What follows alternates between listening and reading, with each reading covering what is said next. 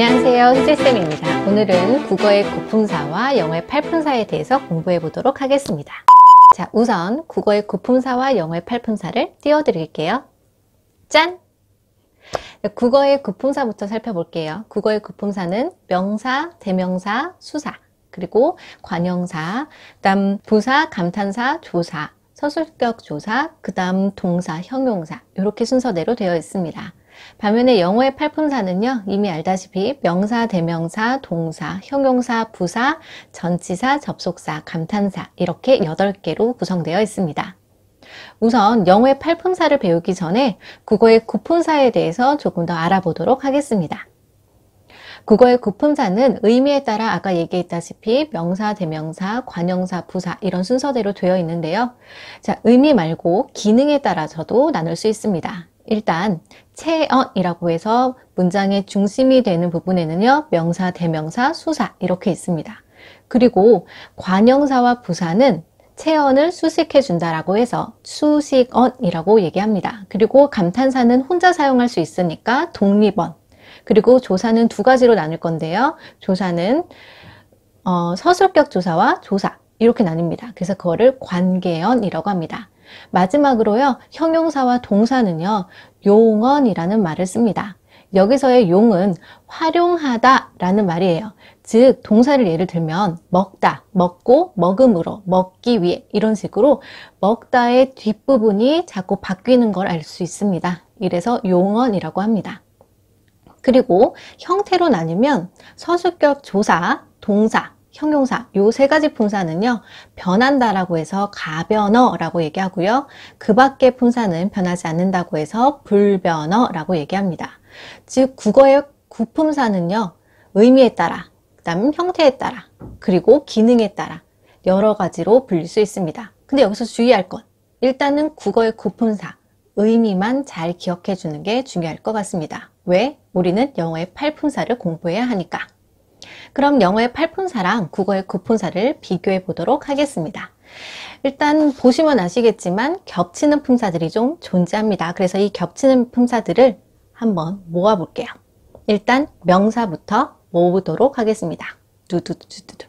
짠! 자, 국어의 명사는요, 이름, 사물이나 사람의 이름을 뜻하는 말이에요. 그래서 책, 그럼 책, 책상, 선생님 이런 식으로의 이름이고요. 그걸 영어로 바꾸면 a book, a desk, a teacher 이런 식으로 바꿔줄 수가 있죠.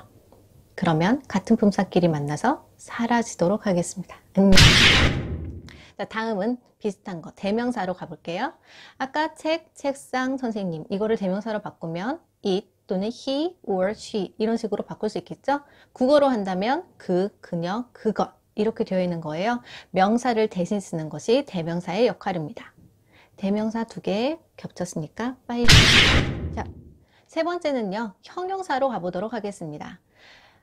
영어의 팔품사의 형용사는 명사를 수식해 줍니다. 예쁜 학생이라고 얘기할 때 pretty, cute 여기가 형용사에 해당하는 거고요. 국어에서는 이 예쁜, 착한을 나타내는 게 형용사가 아니라 관형사라고 하는 애가 담당합니다.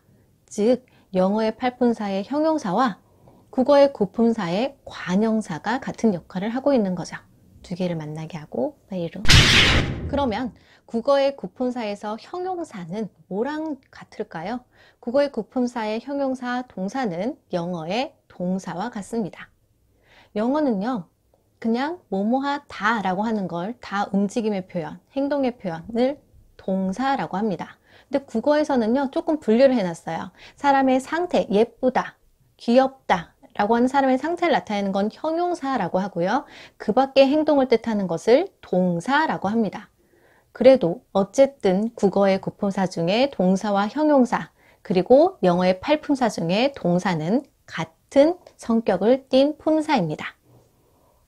아까 전에 말했죠? 달리다는 run, 예쁘다 는 따로 없다고 했어요. 그냥 비동사 뒤에 형용사로 대체합니다. 두 개를 만나고 빠이로. 이제 부사가 남았는데요. 부사는 영어의 구품사던, 영어의 팔품사던 국어의 구품사든 똑같아요. 문장 전체를 수식해 주기도 하고 동사를 수식해 주기도 하고 또는 다른 형용사나 다른 부사를 수식해 주기도 합니다. 매우, 잘, 이런 것들이 부사에 해당하는 거고요. 영어로 한다면 really, very, well에 해당이 되겠죠.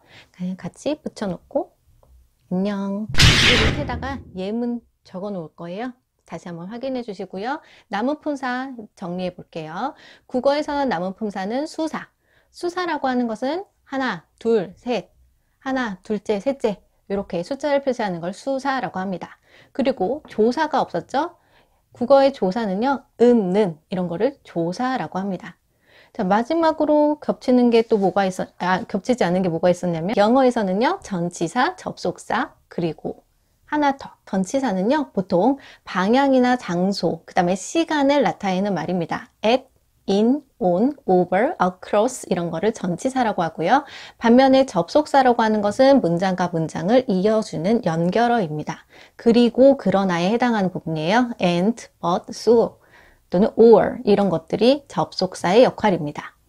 그러면 다음 편에서는 명사에 대해서 조금 더 알아보도록 하겠습니다. 명사 편에서 만납시다. 안녕.